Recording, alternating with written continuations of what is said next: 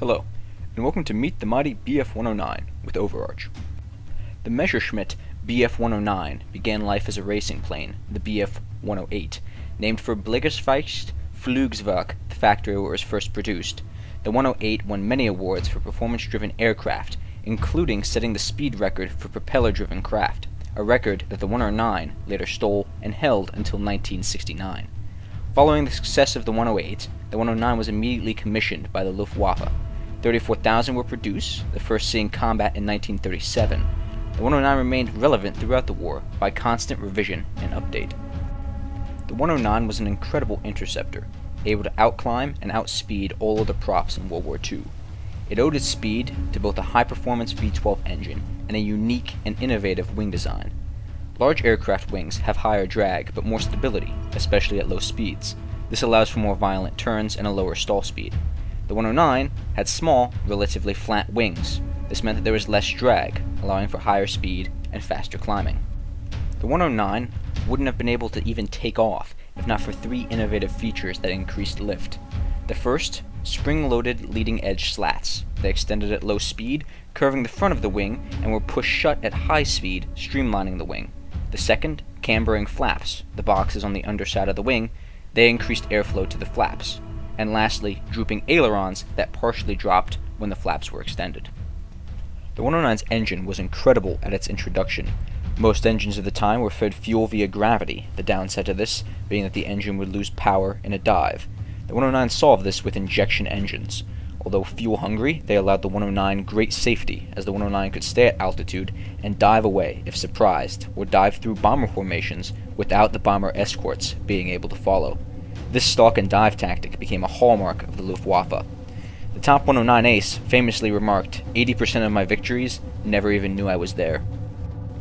The 109 was also known for its advanced airframe. Ease of access allowed the entire engine to be replaced within an hour, and the airframe achieved the same structural integrity with fewer braces than many Allied craft. The 109 was not without its faults though. Some models had unreliable engines, and the leading edge slats on early models would extend during low-speed aerobatics, causing spins. More worrisome than this though, the narrow fuselage and light wing design required very soft landings. 5% of all 109s, some 1,700 craft, were lost during landing due to airframe failure.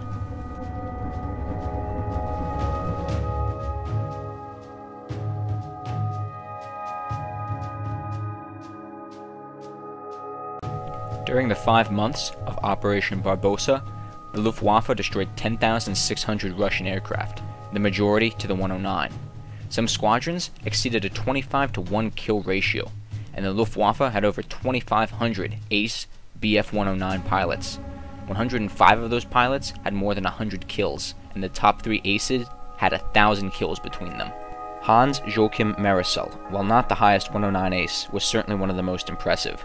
With 158 victories, he was the highest ace not on the Western Front.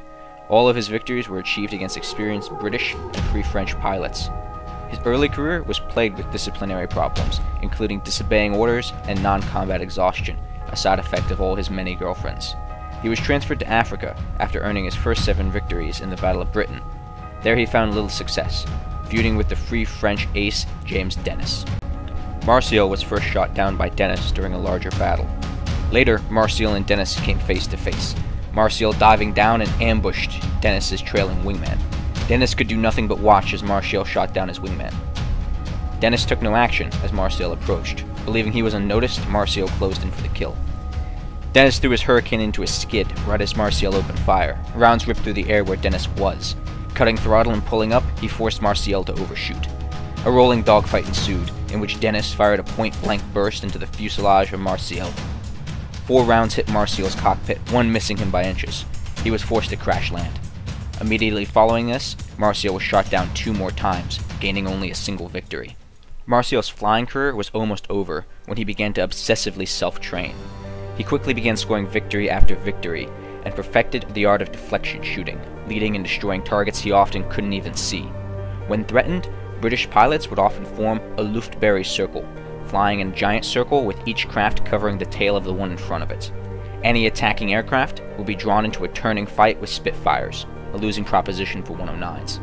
Marisol earned the nickname Luftberry Buster by orbiting above this formation. Waiting for an opening, he would then dive down into the inside of the Spitfire formation, landing flaps down, throttle idle, and prop feathered. At below normal stall speed, he could outturn the Spitfires who were at full throttle, and would circle the outside of the formation, downing one Spitfire after another.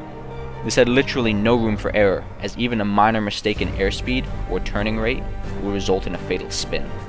When returning from a sortie, Marisol's 109 suffered an engine malfunction, filling his cockpit with smoke. Blind and half asphyxiated, his wingman guided him back over German lines where Marisol attempted to bail out. However, blinded, he didn't realize he had slipped into a dive. When Marisol bailed, he struck the vertical stabilizer of his 109, killing him. Hi guys, I'm still taking suggestions for this series.